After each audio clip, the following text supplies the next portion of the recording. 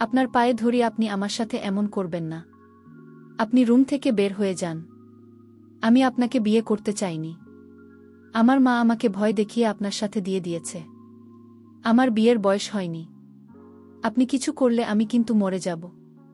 আমার স্ত্রীর এমন কথা শুনে আমি রাগান্বিত হয়ে গেলাম, আর তাকে জুড়ে একটা থাপ্পড় মারলাম। তারপর সে জ্ঞান হারিয়ে ফেল। আমি তাকে হাসপাতালে নিয়ে গেলাম। তারপর ডাক্তার বলল, আপনার স্ত্রী মা হতে চলেছে। আমি ডাক্তারের কথা শুনে চোখে ঝাপসা দেখতে লাগলাম, কারণ তাকে তো আজই আমি বিয়ে করে এনেছি। তাহলে সে কিভাবে মা হতে চলেছে? বাকিটা গল্প তাই বলছি। 13 বছরের কিশোরী রোগী নিজের সদ্য বিবাহিত স্বামীর জন্য অপেক্ষা করছে বাসর ঘরে বসে। ভয়ে তার গলা শুকিয়ে আছে রীতিমতো। গুন্ডা ছেলের সাথে বিয়ে দিয়েছে তার পরিবার। এসব তার বরবোন থেকে শুনেছে রুবি। লাল টুকটুকে শাড়ি পরে আছে মেয়েটি। এই শীতের মধ্যে রীতিমত ঘেমে যাচ্ছে। তখনই কারো পায়ের আওয়াজ পেল সে। হাত পা আরও গুটিয়ে বসল।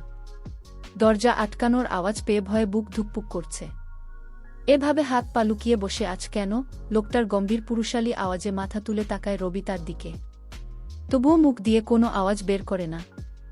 রোগীকে কোনো কথা বলতে না দেখে বিরক্ত হয়ে যায়। মুন্না, এই মেয়ে কি বলছি কথা কানে যায় না তোমার? মুন্নার চিৎকারে ভয় পেয়ে একলাফে খাট থেকে নেমে যায় রোগী। খাট থেকে এইভাবে নামতে গিয়ে পাশে থাকা টেবিলের সাথে পায়ে বাড়ি খায় সে। ব্যথায় হালকা চেঁচিয়ে ওঠে। উপুর হয়ে পা দুলতে থাকে রবি। আর তখন মাথা থেকে ঘণ্টা খুলে যায়। শীতকালে সামান্য আঘাতে অনেক ব্যথা পাওয়া যায়। মোনা রবিকে দেখে অবাক হয়ে তাকিয়ে আছে। রবি কান্না করছে ব্যথা পেয়ে। একে তো ভয় পেয়েছে অনেক, তার উপর ব্যথা। এই মেয়ে, তোমার বয়স কত? উত্তর না দিলে মেরে ফেলব। আমার বয়স 17 হবে 9 তারিখে। রুবির উত্তরে হাঁ করে তাকিয়ে আছে রুবির দিকে মন্না। রবি ভয়ে ভয়ে মাথা নিচু করে দাঁড়িয়ে আছে। তোমার বয়স মাত্র 13 বছরের পিছে হয় নিজের থেকে এত বয়সে এক লোককে কিভাবে বিয়ে করতে রাজি হলে? নাকি আমার টাকা দেখে তোমার আর তোমার পরিবারের কাছে আমার বয়সটা ম্যাটার করে না? মুন্না এই কথা রুবির কানে পৌঁছাতেই মেয়ে চোখ তুলে তাকায়। গোল গোল চোখগুলো দিয়ে মুন্নাকে দেখে যাচ্ছে। এইভাবে মুন্না তাকে আর তার পরিবারকে অপমান করতে পারবেন না। মুন্না ও প্রচণ্ড রেগে আছে। তার সাথে কি না এরকম পিছে বিয়ে হয়েছে? নিজের মা আর বাবার উপর প্রচণ্ড রাগ হচ্ছে তার। সব কিছু তছনছ করে দিতে ইচ্ছে হচ্ছে। এদিকে ওর ভালোবাসা ওকে ছেড়ে অন্য কাউকে বিয়ে করল, আর তার বাবা মা মিথ্যে বলে আরেক মেয়ের সাথে বিয়ে দিল। 13 বছরের মেয়েকে 19 বছরের বলে তার ঘাড়ে চাপানো হল। এইভাবে আপনি আমাকে অপমান করতে পারেন না। আপনার মতো দুই রাক্ষসকে আমি নিজের ইচ্ছায় বিয়ে করি নাই। আমার মতো পিচ্চি কি আপনাকে বিয়ে করতে চাইবে? আর আমার বিয়ের বয়স হয়েছে। ওই জুন আন্টি আমার বাবা মাকে ভয় দেখিয়ে আপনার সাথে আমার বিয়ে দিল। এই মেয়ে এত কথা বলার সাহস কি পাস? চুপ থাক, না হলে তো কে যে কি করব। মুন্নার আগে হিতাহিত গান শূন্য হয়ে গেছে। এদিকে রবি ভয়ে দাঁড়িয়ে থাকতে পারছে না। রবির প্রচণ্ড ঘুম পাচ্ছে মনের জন্য, সে ঘুমাতেও পারছে না। মুন্না আবার রুমের বাইরে চলে গেল। মুন্না চলে যাওয়ায় হাফ ছেড়ে বাঁচল সে। রবি মুন্নাকে গালি দিতে দিতে শুয়ে পড়ল। শোনার সাথে সাথে ঘুমিয়ে পড়ল রুমে। মুন্না ছাদে বসে বসে ভাবছে, এই পিচ্ছি মেয়ের সাথে আমার বিয়ে দিল কেন? এটা কিভাবে মানবে যে তার বউ এক বাচ্চা মেয়ে? তার মা কেন করল তার সাথে এমন? রাত 3টার কাছাকাছি মুন্না রুমে ঢুকে গেল। হাটের দিকে তাকিয়ে দেখতে পেল কি সুন্দর এক অপরূপা মেয়ে ঘুমিয়ে আছে। মনে হচ্ছে মেয়েটি নিষ্পাপ। ঘুমের মধ্যে শ্বাস নিতে কষ্ট হয়। চোখ খুলে তাকায় রুবি। মুন্নাকে দেখে ভয় পেয়ে যায় সে। রবি বলল, আপনি এখানে কেন? আপনি বাইরে যান। আমি বাইরে যাব কেন? তুমি তো আমার ঘরের বউ। দেখুন আমার বয়স কম। আপনি বাইরে যান। রুবি এখনও বিশ্বাস করতে পারছেন না। তার সাথে কি হতে যাবে? তবে রবি এসবের জন্য মোটেও প্রস্তুত না। ভয়ে কান্না করতে লাগল। মুন্নার কাছে রিকোয়েস্ট করতে লাগল, আপনি চলে যান এখান থেকে। আপনার পায়ে পড়ি, আপনি চলে যান। মন্না তখন রাগে ঘর থেকে বের হয়ে গেল। মনে মনে বলল, এভাবে কতদিন বের করে দেবে ঘর থেকে? কাল তোমার দেখার আছে। অন্যদিকে মুন্নার বাবা মা নিজেদের মধ্যে কথা বলছে, তুমি এই কাজটা একদম ঠিক করো নাই হালিমা। এইটুকু একজন মেয়ের সাথে মুন্নার বিয়ে দেওয়া একদম উচিত হয় নাই। এখন পুলিশ কেস হলে মুন্নার কি হবে ভাবতে পারছ? সামনে ইলেকশন, এখন যদি শোনে নেতা মুন্নার স্ত্রী একজন বয়স কম, তখন কি হবে? দূর আসি, তুমি চিন্তা করো না। রুবির স্কুল থেকে বার্থ সার্টিফিকেটে ওর বয়স বাড়িয়ে 18 করা হয়েছে। কেউ কিছু জানবে না। আর মুন্না, সে সত্যি জানার পর কিভাবে রিয়্যাক্ট করবে আমরা জানি না। ও কি জিনিস তুমি ভুলে গেছো কিভাবে, সাপের বিস্তাত কিভাবে ভাঙে তা আমি খুব ভালোভাবে জানি না। শীত, আর ও তো আমার সন্তান। আমি সব ঠিক সামলাতে পারব। রোগীকে কেন আমি মুন্না এবং বানিয়েছি এটা নিশ্চয়ই তোমার অজানা নয়। তোমার পরিকল্পনা তুমি ভাল জানো হালিমা। আজ অবধি আমি কি বুঝতে পেরেছি তোমাকে? মিস্টার রাশিদের কথা রহস্যজনক হাসি দেন হালিমা। গুড নাইটরা, শীতকাল বাকি কথা হবে। এখন ঘুমাও। আর তোমার আদরের ভাগ্নি তো আমারও, তাই না? ওর কোনো ক্ষতি হবে না। এটাই ভালো, তুমিও জানো তুমি আমার জন্য কি, ওর কিছু হলে বুঝতেই পারছ। শুভরাত্রি। মুন্না রবি রুম ছেড়ে অন্যদিকে ঘুরে বেঘরে ঘুমোচ্ছে। রবির চোখ দিয়ে পানি গড়িয়ে পড়ছে। মেয়েটা কেমন নিশ্চুপ হয়ে আছে। কাঁদতে কাঁদতে এক পর্যায়ে রোগীও ঘুমিয়ে গেল। সকালবেলা একটা নাগাদ মোনা ঘুম ভাঙল। সকাল বললে ভুল হবে তার। উঠে নিচে চোখ জ্বলে সাইডে রাখা ড্রেসিং টেবিলের দিকে তাকায় সে। আয়নায় তাকিয়ে অবাক হয়ে যায় মুন্না। মেয়েটা নিষ্পাপ শিশুর মতো ঘুমাচ্ছে। কিন্তু আমার হাতে তেমন ঘুম হয় না। সবার ইচ্ছা থাকে এমন একটা রাতের আশায়। কিন্তু আমার কপালে কি জুটল, আমার কিছুই ভালো লাগছে না। একদিকে না পাইলাম নিজের ভালোবাসার মানুষকে, অন্যদিকে বিয়ে হওয়ার পরও আমার কপালে সুখ নেই। কারণ 13 বছরের মেয়ের কেমন বুদ্ধি থাকবে বা শেষ আমি মর্ম কি করে বুঝবে? আমার দুঃখ কষ্ট সে কি বুঝবে? কখনো না। আমি একটা হতাশার মধ্যে পড়ে গেলাম। আমি এখন কি করব তাই ভাবছি। আমি আমার মায়ের কাছে গিয়ে জিজ্ঞেস করলাম, না তুমি পিচ্ছি মেয়ের সাথে আমাকে কেন দিয়ে দিলে? বিয়ে দেওয়ার আগে আমার মতামতের কথা তোমরা একবারও ভাবলেন না? আমার ভালোমন্দ পছন্দ অপছন্দ বলতে কিছু আছে তো?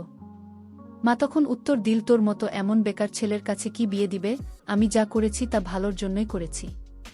মেয়েটা ভীষণ সুন্দরী, লক্ষ্মী একটা মেয়ে। মায়ের কথা শুনে আমার খুব রাগ হলো। আমি বলেছিলাম না তুমি তোমার বোমাকে নিয়ে সংসার করো, আমি আজই বাড়ি থেকে চলে যাব।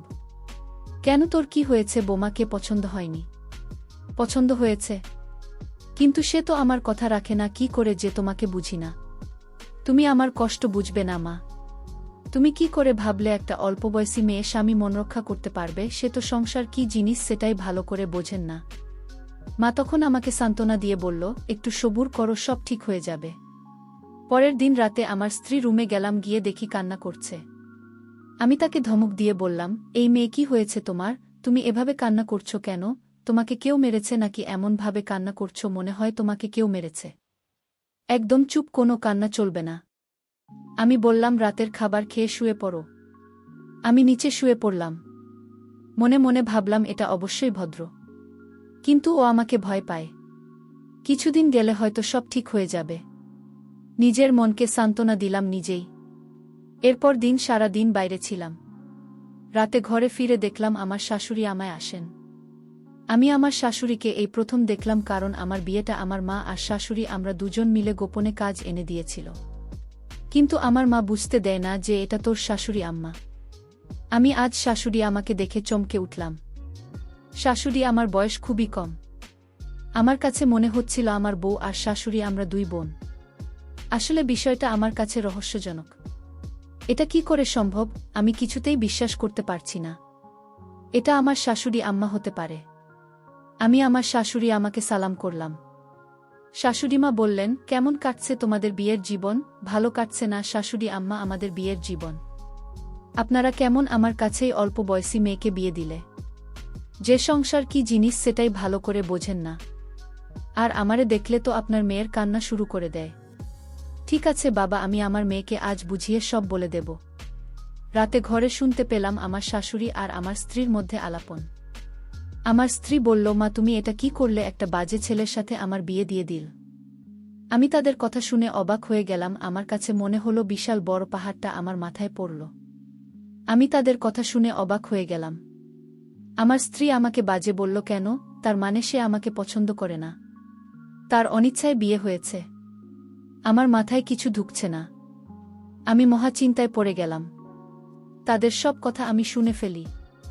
কিন্তু সে আমার কাছে বিয়ে করল কেন, আমি এর রহস্য তো বুঝতে পারছি না। আমিও মনে মনে সিদ্ধান্ত নিলাম, এর শেষ দেখব। পরের দিন সকালে আমার শাশুড়ি আমাকে বলল, বাবা, আমি আমার মেয়েকে এসব বুঝিয়ে দিয়েছি। এখন থেকে তোমার সব কথা রাখবে। আমি বললাম, ঠিক আছে শাশুড়ি আম্মা যান। আমি রাতে আমার ঘরে ঢুকে দেখি আমার স্ত্রী আজ অনেক হাসি খুশি। আমি তাকে জিজ্ঞেস করলাম, কি তোমার এত হাসি হাসি লাগছে কেন? সে তখন উত্তর দিল, আমি তখন হাসব আর কখন কাঁদব, এটা আমার ব্যক্তিগত বিষয়। আমি তার কথাটা কিছুতেই সহ্য করতে পারলাম না।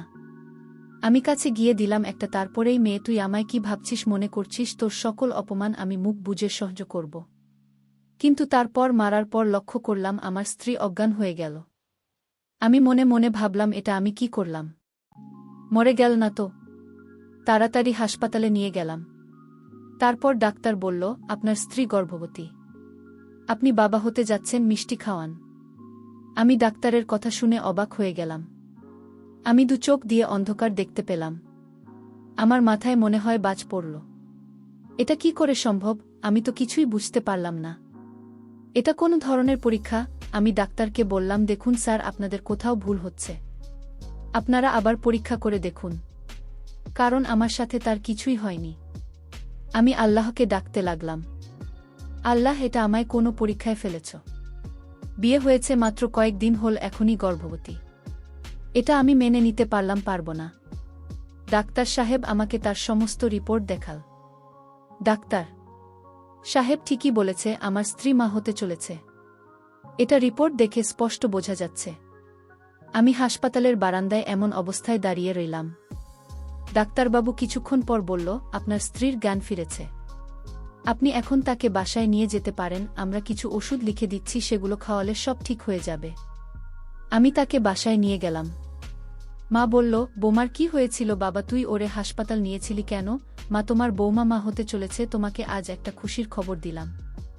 মা বলল, এটা তো খুশির খবর, আমার ঘরে নতুন মেহমান আসছে। আমি বললাম, মা, আমার বিয়ে হয়েছে কয়দিন হয়েছে সেই হিসাব তোমার কাছে আছে, আর তুমি নিশ্চয়ই ভালো করেই জানো আমার বিয়ে হয়েছে মাত্র 1 মাসও হয়নি। তাহলে সে কিভাবে মা হতে চলেছে? মা তখন আমায় বলল, তুই তো ঠিক বলেছিস, আমি তো ভুলেই গিয়েছি, তোদের বিয়ে হয়েছে মাত্র 1 মাস হয়েছে। আমি মাকে বললাম, না, তুমি আর রহস্য কি কি জানো, কিন্তু তা তুমি প্রকাশ করেছ না আমার কাছে। মা আমায় উত্তর না দিয়ে সোজা মায়ের ঘরে চলে গেল। আমি রাতে আমার স্ত্রী রুমে গেলাম, যেতে আমাকে বলল, আপনাকে অনেক কষ্ট দিয়েছি আমি, আপনি আমাকে মাফ কইরা দেন, কারণ আমার কি হতে কি হয়ে যায় সেটা বলা যায় না। সে বলল, আজ আমার একটা কথা রাখবেন। আমি বলেছিলাম, কি কথা? আমার স্ত্রী বলল, আজ আমি আমার নিজ হাতে আপনাকে ভাত খাইয়ে দেয়। আমি বলেছিলাম, হঠাৎ এত দরদ কোথা থেকে আসলো তোমার? এখন তুমি আমাকে ভয় পাও না? আমার স্ত্রী বলল, না, এখন আর আপনার ভয় পাই না। কেন এখন আমাকে ভয় পান না? সে বলল, 2 দিন আগে পরে তো মরতেই হবে, তাই আপনাকে ভয় পেয়ে কি লাভ?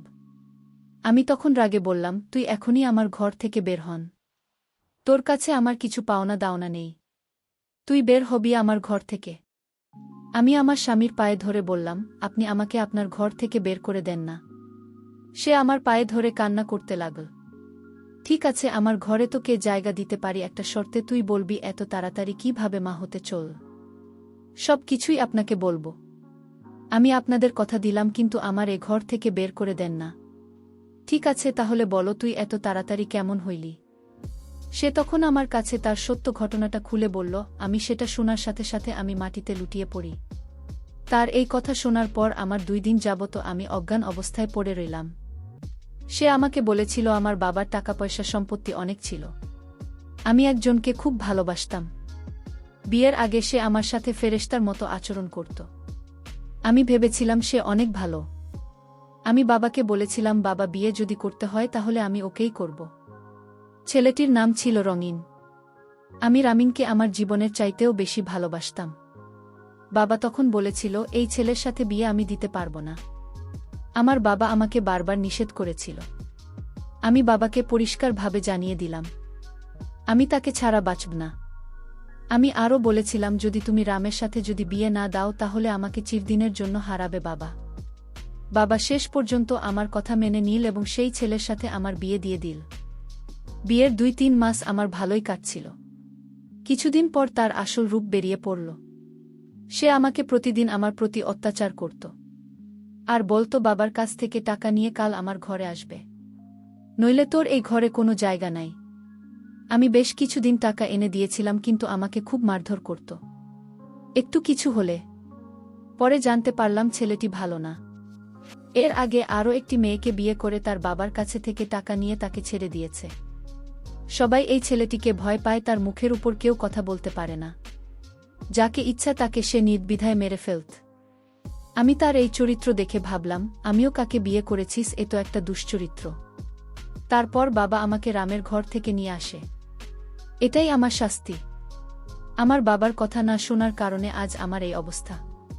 তারপর আমি ডিভোর্স দিয়ে দিলাম। ডিভোর্স দেওয়ার পর ও আমাদের বাড়িতে আসত আর বাবাকে ভয় দেখিয়ে টাকা নিয়ে যেত। তারপর মা ভাবল তার ভাইয়ের ছেলের সাথে আমার বিয়ে দেবে, মানে আপনার সঙ্গে বিয়ে দিয়ে দিল। সত্যিকার অর্থে আপনার সাথে আমার বিয়ে হয়নি। আমাকে সেফ রাখার জন্য আপনার ঘরে আনা হয় বিয়ের নাটকে। এটা শুধু বিয়ের নাটক ছিল, কারণ আপনি নাকি অনেক সাহসী। তাই আপনার কাছে আমি শেষ থাকব, আর তাই আপনার সাথে আমার মিথ্যা বিয়ে দিয়ে দিল। আজ ডাক্তার যে বলল আমি মা হতে চলেছি, এটা রামের সন্তান। আপনি ভয় পাবেন না, কারণ আমি এই বিয়েতে রাজি ছিলাম না। আমার মা আমাকে রাজি করাতে বাধ্য করেছে, কারণ সত্যিকার অর্থে আপনার সাথে আমার বিয়ে হয় নাই। মা কৌশলে আপনার বাড়িতে বিয়ে নামক উপসর্গ দিয়ে আপনার বাড়িতে আমাকে রাখা হয়েছে, কারণ আপনার কাছে যদি আমি থাকি তাহলে আমি ভেবে নেবে যে আমার বিয়ে হয়ে গেছে। যেহেতু আপনার সাথে আমার বিয়ে হয়নি, এটা যেহেতু নাটক ছিল, তাই আমি আপনার সাথে দুর্ব্যবহার করেছি। আপনি আমাকে ক্ষমা করে দিলেন। আমি কাল যে দিকে দু চোখ যায় সে দিকেই চলে যাব, তাও আপনারা আর কষ্ট দিবে না। আমার নাটকের স্বামী তখন বলল, আমি যে তোমায় ভালোবেসে ফেলেছি, এখন কি তুমি আমাকে ফিরিয়ে দেবে? আমার ঘরে একটা জীবন থেকে যাও, আমি তোমার সকল দায়িত্ব নিয়ে নিলাম। তুমি যদি রাজি থাকো তাহলে আমি তোমাকে সত্যিই বিয়ে করতে রাজি।